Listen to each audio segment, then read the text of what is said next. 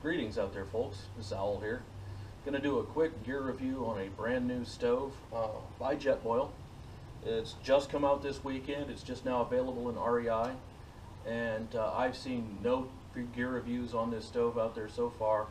I've seen some of the promotional videos by Jetboil, but other than that, haven't seen anything done by actual users.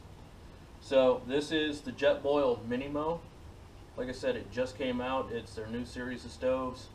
It's supposed to be similar to, I think, the Sol. It's a 1 liter pot, but it's shorter and wider than the other, and it's supposed to have a completely improved burner system. So with that said, I thought I'd go ahead and check it out. I want to preface this with the understanding that up to this point, I've not been a Jetboil fan. It's kind of funny. Most of the guys I know, they love them. They work great. My first experience with them was less than perfect.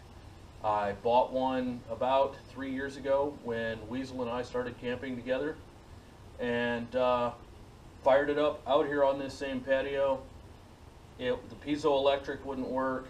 The darn thing just would not stay lit no matter how high or low I cranked it, and I was thoroughly dissatisfied with it, and I took it back.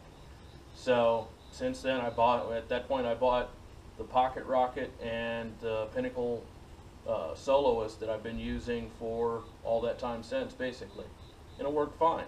Had no issues with it. But like I said, this is supposed to have a new regulator as part of the burner assembly. It's supposed to be much more adjustable, something you theoretically can even bring down to a simmer. So we're going to test that. Other than that, I'll show you some of the close-ups on this here in a bit. But I got the Jetboil I got the one with the black outer covering, kind of like that. This is your standard Jetboil in all other aspects. It's got the little bowl / flux ring cover. One of the nice changes is it's got a set of brass or wire handles that are covered, and they don't hold the heat. You can pick it up and move it around just fine. So I like that change from some of the previous ones.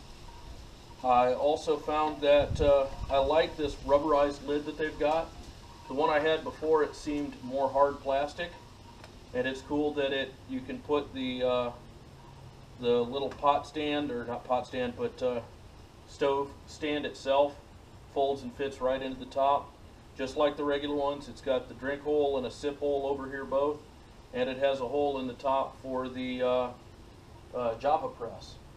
So, you know, standard stuff so far. I did buy the Java press, and I'm pretty impressed with how well that works. I have tested this out once already. And then I also have in here,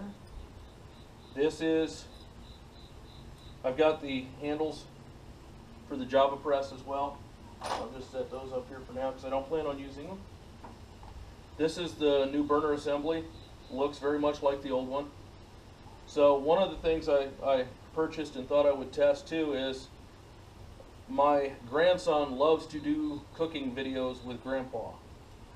And so he likes to cook eggs and hash browns.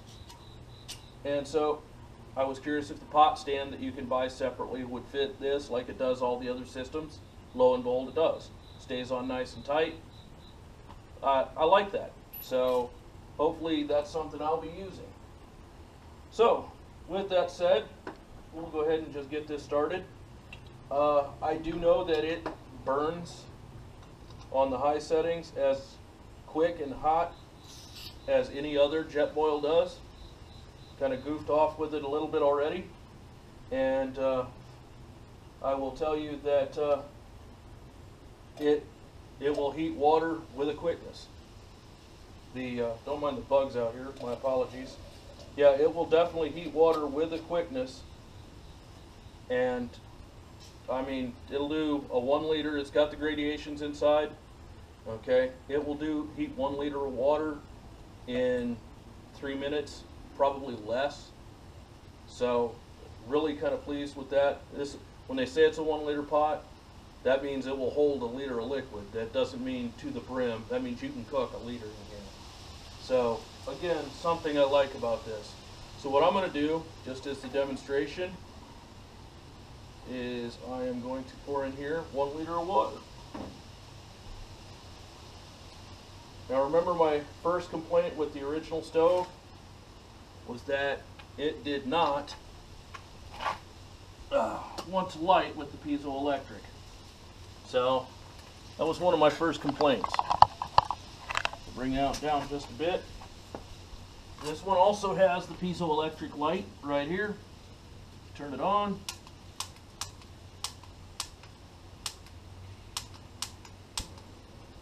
Well, that was the worst time I've had with it so far. I don't like that much.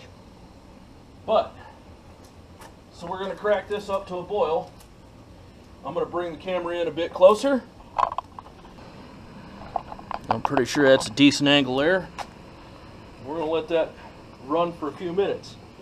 You can see that I've already got bubbles showing in there. And that is water out of the cold tap in the house. So if I had to guess, probably it's not that cold, maybe 50, 60 degrees. And you know, it's a cool day out here as far as for being September 1st. So temperature right now is maybe 80 degrees outside, nice and comfortable. And already that's getting ready to do a boil. So what I'm going to do is just throw the lid on. I'm just setting it there. And as always, we're going to sit here and watch water boil. Oh joy, oh rapture. Again, this won't take very long at all. But the real question is going to be whether or not this will also reduce back down to a simmer. So if I can take it from being a crazy full roiling boil down to a simmer where you get just gentle bubbles coming off the bottom.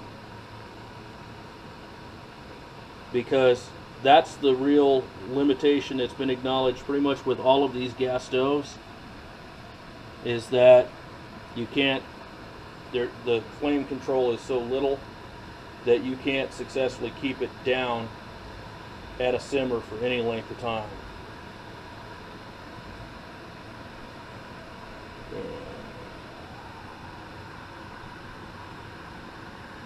Peeking in here, you can see it's almost at a boil already. Small and medium-sized bubbles appearing on the bottom.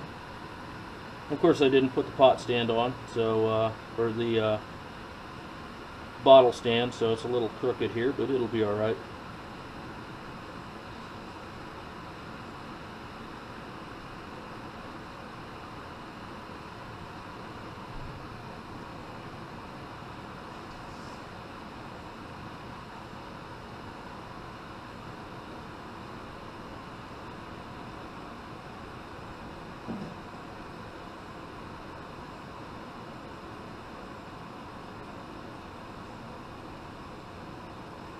Alright, I don't know what the angle looks like over here on the camera. Let me bring this a little bit closer maybe. You can see it's pretty much trying to boil right there. And it's been just a few minutes. I've not edited this, so there you go. That's pretty much a full roll and boil there. So we're going to try turning it down now. And I'm cracking it slow, because we want to see if we can get this down to a simmer.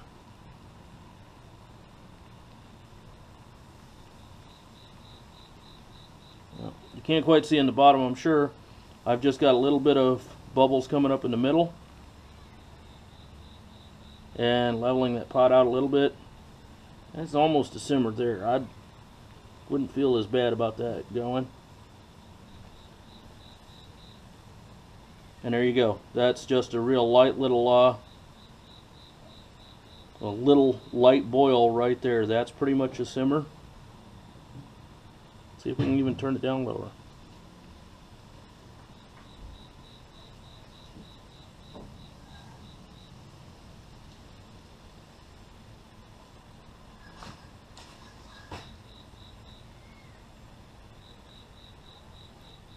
Alright guys, I don't know how, like I said, don't know how well the camera can see it, but from my angle, That's pretty much a simmer anywhere. I've just got some small bubbles coming up in the middle of the pot, and I'm going to leave it like this for a minute or two because I want to see if it can do this for a little while without blowing out.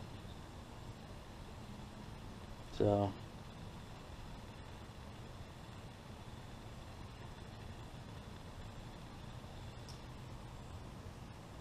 did it blow out there?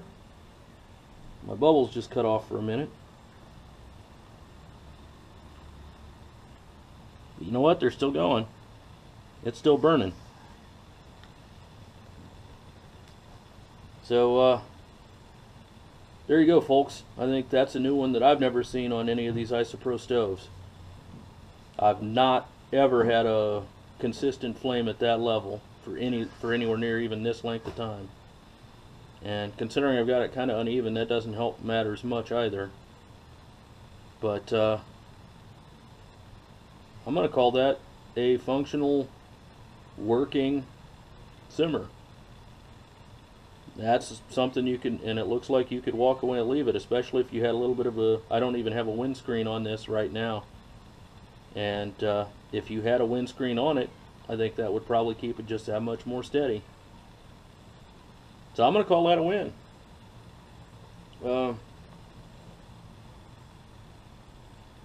I'm turning it down a little bit more. The range of control on this is much greater.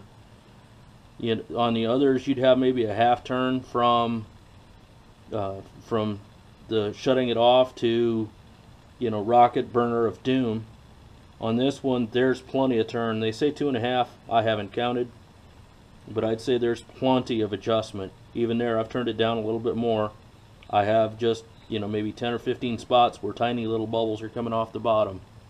So I'm going to try to bring this even just a hair closer.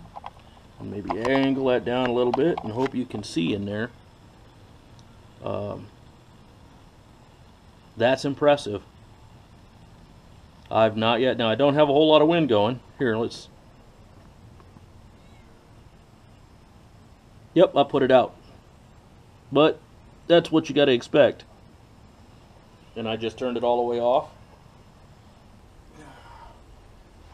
So yeah, first impressions. It works. It does what they say it's supposed to do. That took it down to a simmer. It stayed there pretty good. Went out once I had it way low, and then started waving some wind around. So, but any backpacker who's used to being outside knows to carry a windscreen in any of those kind of conditions. So a little bit of heavy-duty foil will solve that problem, I think, most of the time. So I'm impressed. I think it's well worth the money. And who knows, maybe I'm a Jetboil convert at this point. We'll see. I'm going to try it several times over some upcoming campouts that I've got scheduled, and I'll let you know how it goes. But my first impressions are really favorable. I think it's pretty good. And with that said, thanks much. Everybody have fun out there, and Owl out.